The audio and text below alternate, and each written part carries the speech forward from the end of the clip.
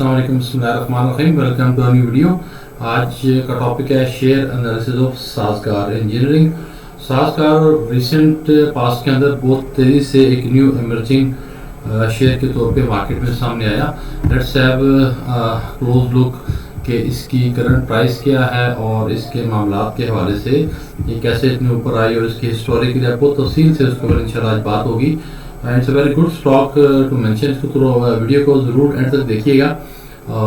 जो available top 5 stocks के अंदर अगर मैं बात करूं तो उसमें मैं साज़गार को भी अपने पोर्टफोलियो के ज़रूर शामिल करूंगा। उसमें साज़गार को मैं इंक्लूड करूंगा, उसमें DCR है, उसमें मीज़ान बैंक है और दो और के नाम पे भी मैं मेंशन नहीं कर सकता क्योंकि रिसेंटली प्राइसेस काफ़ी ऊपर जा चुकी हुई हैं। तो कंपनीज बहुत सी अच्छी हैं, बट वी हैव टू से कौन सी कंपनी अच्छी भी है और प्राइस भी उसकी रीजनेबल रेंज के अंदर है। बट एनी हाउ साज़गार में इसलिए मेंशन कर रहा हूँ कि it's still at a very good price.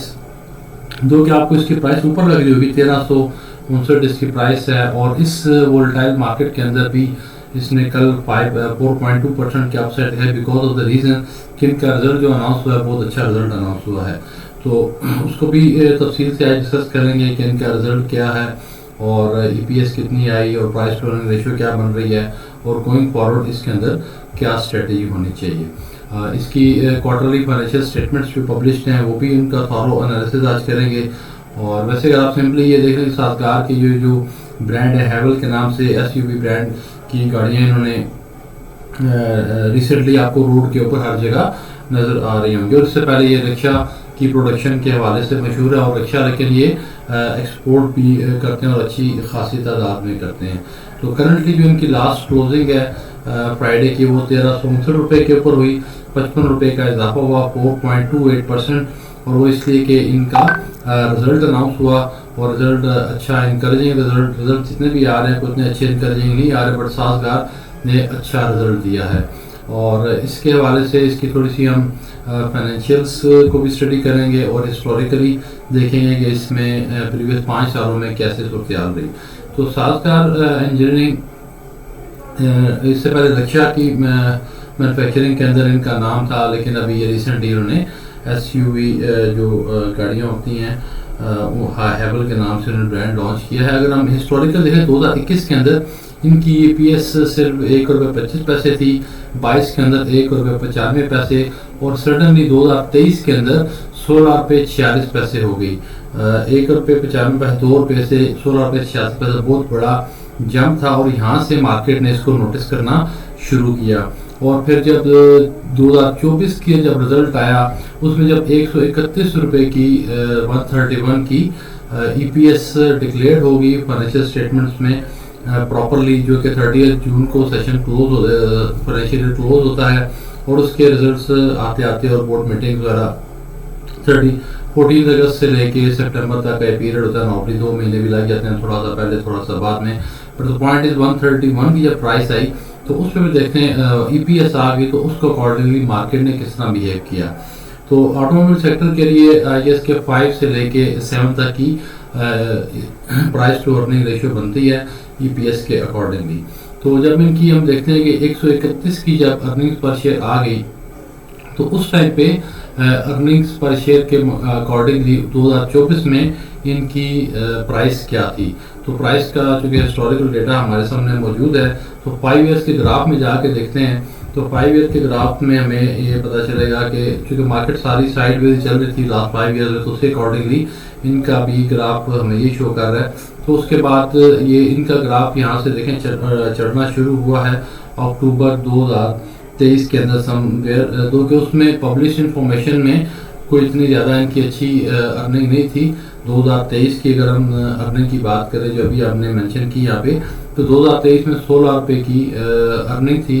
EPS अगर हम उसको 5 टाइम्स भी करें तो 80 रुपीज़ टू 90 रुपीज़ समझ लें इसकी प्राइस रेंज बननी चाहिए 5 to 6 टाइम मल्टीपल की।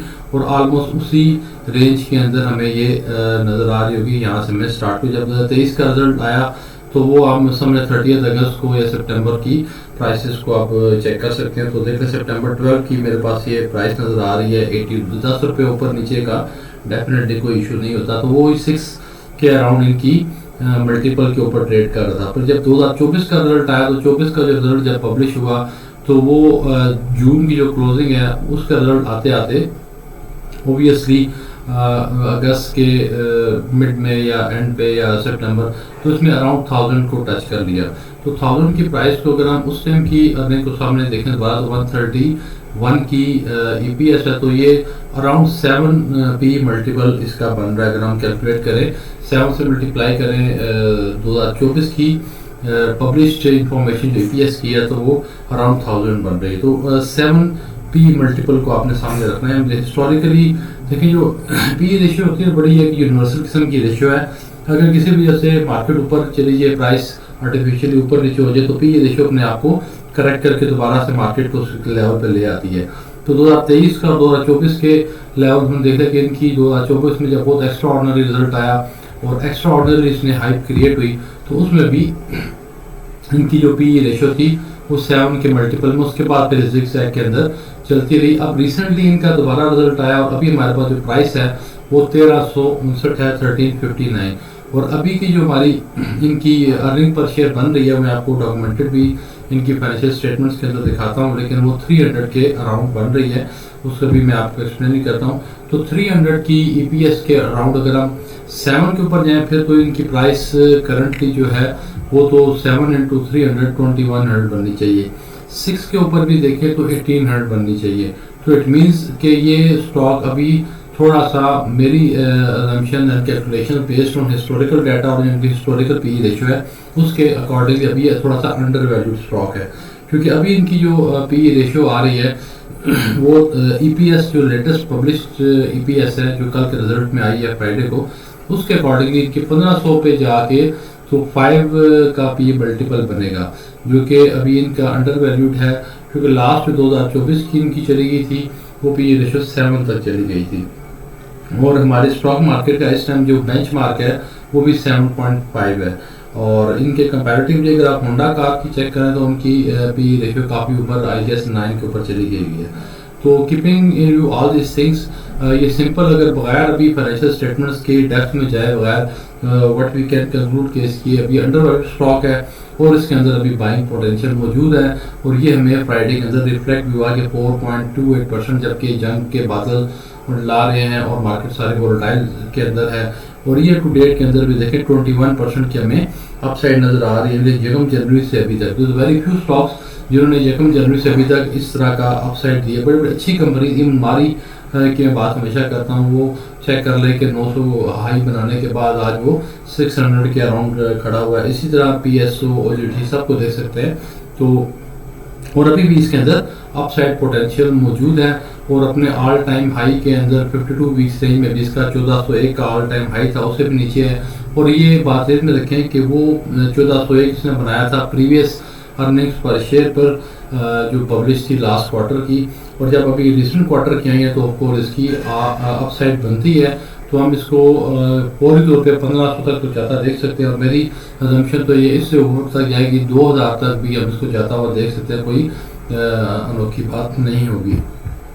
मैं जो बात कर रहा हूँ उसको थोड़ा सा हम फाइनेंशियल स्टेटमेंट्स के अंदर से देखते हैं कि वहाँ पे डेटा पब्लिश डेटा क्या कह रहा है। तो क्वार्टरली फाइनेंशियल स्टेटमेंट्स हमारे सामने साल का की ब्रांड हैवल के नाम से इनका रोड के ऊपर आपको एवरीवेयर कम से कम, मुझे तो अपने एरिया में मैं इस्लामाबाद बेस्ड हूँ तो यहाँ पे बड़ी गाड़ियों में जहाँ पे बड़े बड़े ब्रांड्स हैं उसके अंदर हैवल वे में रोड के ऊपर निकलती नज़र आ रही है और फीडबैक भी मार्केट के अंदर इनकी गाड़ियों की काफ़ी अच्छी आ रही है। तो अब हम थोड़ा सा फाइनेंशियल स्टेटमेंट्स में इनकी बैलेंस शीट और इनकम स्टेटमेंट को रिव्यू करते हैं कि कैसी इनकी इंफॉर्मेशन पब्लिश इंफॉर्मेशन आ रही है। तो मैं पहले इसको तफसील से डेफिनेटली रिव्यू कर चुका हूँ and before making the video definitely I do the proper thorough analysis और इन डेप्थ में जाके ताकि उस टाइम वीडियो रिकॉर्ड करते हुए हमें ज़्यादा टाइम ना लगे और मिनिमम पॉसिबल टाइम के अंदर आपको इंफॉर्मेशन जो है वो कन्वे कर दी जाए। तो this is the financial position condensed interim statement of financial position as at 31 March की जो बैलेंस शीट थी इनकी उसको थोड़ा सा आप देख लेते हैं। और वो कंपैरेटिव चूँकि एनालिसिस होता है कंपैरेटिवली 30 जून 2024 यानी आज से 9 मंथ्स पहले की जो पिक्चर थी और अभी की जो पिक्चर है उसके अकॉर्डिंगली इनकी इक्विटी के अंदर क्या चेंज है। तो इनकी इक्विटी के अंदर चेंज चेक कर सकते हैं कि पहले 10 मिलियन की जो फिगर थी, सॉरी 10 बिलियन की जो फिगर थी, 10 बिलियन है ये अब 21 बिलियन हो चुकी हुई है। मींस के 100% 9 मंथ्स के अंदर ग्रोथ दे दी। यानी अगर यही वैल्यू इनकी ऑलमोस्ट नेक्स्ट क्वार्टर तक भी रहता भी ये 100% की अपसाइड है। और बेस्ड ऑन द रीजन के इसमें कोई न्यू शेयर इशू नहीं किए, शेयर होल्डिंग टोटल वही है, शेयर प्रीमियम भी वही है। तो प्योरली रेवेन्यू रिजर्व जो कि अनएप्रोप्रिएटेड प्रॉफिट है, जो कि एनुअल अर्निंग्स को शो कर रहा होता है, फिर 9 मंथ्स की अर्निंग के अंदर ही इन्होंने यहाँ से हम देख सकते हैं कि 10 बिलियन का प्रॉफिट जो है वो अर्न किया है। तो जिसकी वजह से इनकी ईपीएस जो है वो बहुत तेजी से ऊपर जा रही है और इसीलिए कल मार्केट ने इसको बहुत अच्छा वेलकम किया और 5% के ऊपर है। तो प्राइस इनकी पीछे ऊपर है, बट स्टिल आपने इस चीज़ को माइंड, क्योंकि हमेशा प्राइस जो है वो अर्निंग के साथ कंपेयर करके पी रेशियो बताती है कि ये अभी भी इनकी पी रेशियो लेस देन 5। अगर 300 की ईपीएस हो तो 1300 समथिंग की है, तो 5 की पी रेशियो 1500 बन रही है, तो अभी ये 4 पॉइंट समथिंग की 4.5 में भी बन रही हो। तो देन वी हैव, अगर हम इनकी करंट लाइबिलिटीज के हवाले से बात करें, जो लास्ट टाइम इनकी करंट लाइबिलिटीज थी, नॉन करंट लाइबिलिटीज, वो भी अकॉर्डिंगली उसी 875 मिलियन से अभी 876 मिलियन नॉन करंट लाइबिलिटीज में। और फिर ये करंट लाइबिलिटीज तो ऑलमोस्ट बिजनेस एज यूजुअल है। रादर इन्होंने करंट लाइबिलिटी में अपनी लिक्विडिटी पोजीशन इंप्रूव की है। उस टाइम इनकी 18 बिलियन की करंट लाइबिलिटीज थी, जो कि अभी 12 बिलियन की रह चुकी है। तो इन्होंने अपने उसको पे ऑफ किया है करंट लाइबिलिटीज को। तो it's a very good healthy sign, और कोई ऐसी कंटीजेंसीज हमें इसके अंदर नज़र नहीं आ रही।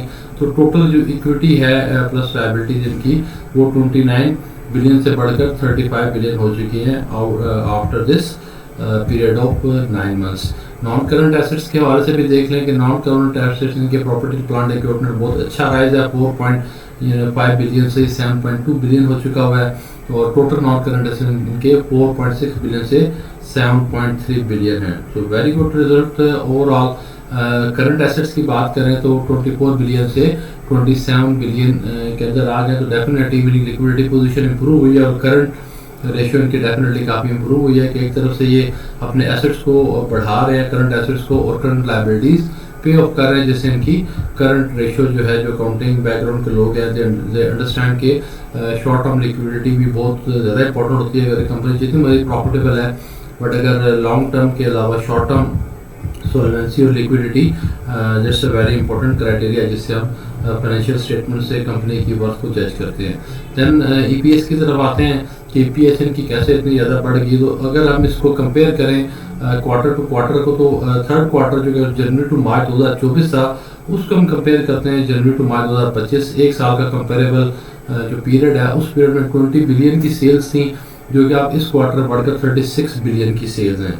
और माई असम्पशन है कि जनवरी टू मार्च का जो क्वार्टर है गाड़ियों की सेल्स के हवाले से ओवरऑल, उसकी निस्बत जो अगला क्वार्टर आ रहा है जिसमें अभी हम चल रहे हैं मार्च टू जून, डेफिनेटली उसकी सेल्स में और ज़्यादा इजाफा होगा, क्योंकि इंटरेस्ट रेट्स रिसेंटली डाउन हुए और उसका इम्पैक्ट अभी फुली ट्रांसलेट मार्केट के अंदर नहीं हुआ। यानी उसको देख के अभी बैंक्स ने और डिफरेंट फाइनेंशियल इंस्टीट्यूशन अपनी पैकेजेस डिज़ाइन कर रहे हैं, और कस्टमर्स भी डेफिनेटली इसके लिए अभी आहिस्ता आहिस्ता, और वैसे भी समर में गाड़ियों की सेल्स बेहतर होती हैं।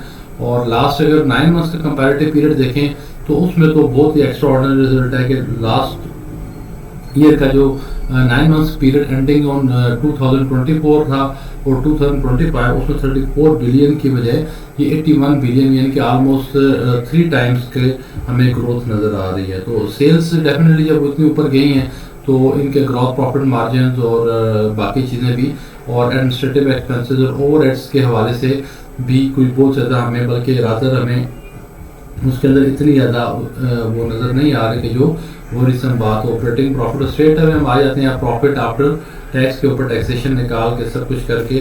तो वो जो इनकी earning per share quarter to quarter basis पे थी, वो 50 से बढ़कर 103 रुपये हो चुकी है, और 9 मंथ्स पीरियड की 73 से बढ़कर 212 हो चुकी है। तो क्वार्टरली रिजल्ट को देख लें या 9 मंथ्स का रिजल्ट को देख लें, कितने अच्छे रिजल्ट हैं इनके। अगर इसी लेवल के ऊपर ये एनुअल भी क्लोज हो जाए तो फिर भी it will be a very good result.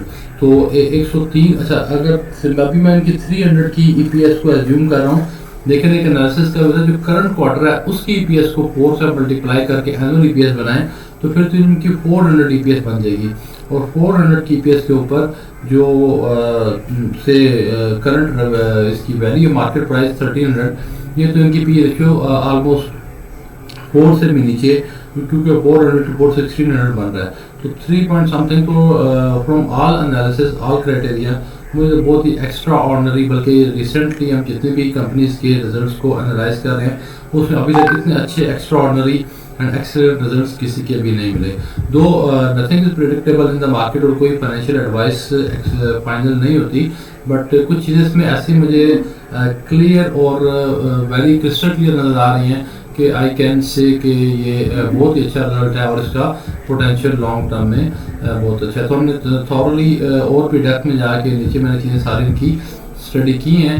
अगर मैं हर चीज़ को डिस्कस करने बैठ जाऊँ तो वीडियो ऑफकोर्स बहुत ज़्यादा लंबी हो जाएगी। ऑलरेडी मेरी वीडियोस थोड़ी सी लंबी होती हैं बिकॉज हम डेप्थ में जाकर एनालिसिस करते हैं। कोई सिर्फ फनी जोक्स की या कोई ऐसी इंफॉर्मेशन नहीं होती कि 1-2-4 मिनट के अंदर बात पूरी हो जाए।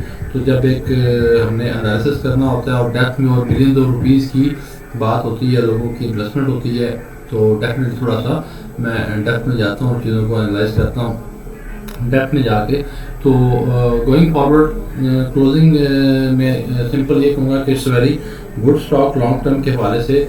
और यू कैन सी कि इसका जो प्राइस हाइप है वो बहुत शार्प हमें स्ट्रेट अवे ऊपर जाती नज़र आ रही है, बेस्ड ऑन जो भी हमारी करंट परफॉर्मेंस है उससे कंटिन्यूसली एक दिन के अंदर कल इनका बहुत ऊपर, बल्कि आप 6 मंथ्स के भी ग्राफ में देखें तो हालांकि इसमें काफ़ी ज़्यादा वॉलेटिलिटी रही, लेकिन ऑलमोस्ट ये अप्रैल 7 से जब ये अच्छा ये वो पीरियड होता है कि जब आपकी समझने की इनसाइड इन्फॉर्मेशन कुछ लोगों के पास आ चुकी होती है कि अप्रैल के स्टार्ट से ही कि ऑलमोस्ट अकाउंट फाइनलाइज हो रहे हैं। तो डेफिनेटली अकाउंट के फाइनलाइज प्रॉपरली पब्लिश होने से पहले ही कुछ लोगों के पास उसमें अकाउंट्स के लोग भी होते हैं, ऑडिट के लोग भी होते हैं, और इंस्टीट्यूशन इन्वेस्टर्स जो वेल इन्फॉर्म्ड होते हैं, जिनके अपने रिसोर्सेज होते हैं, उनको आइडिया हो गया था कि ये इनके रिजल्ट्स कैसे आ रहे हैं। तो इसलिए 1000 से ऑलमोस्ट ये मेरे पास 7 अप्रैल की इनकी प्राइस आ रही है 1044 की, और उससे ऊपर आके इनकी अभी ऑलमोस्ट 30% इन्होंने जस्ट इन 15 दिनों के अंदर ही ग्रोथ दे दी है।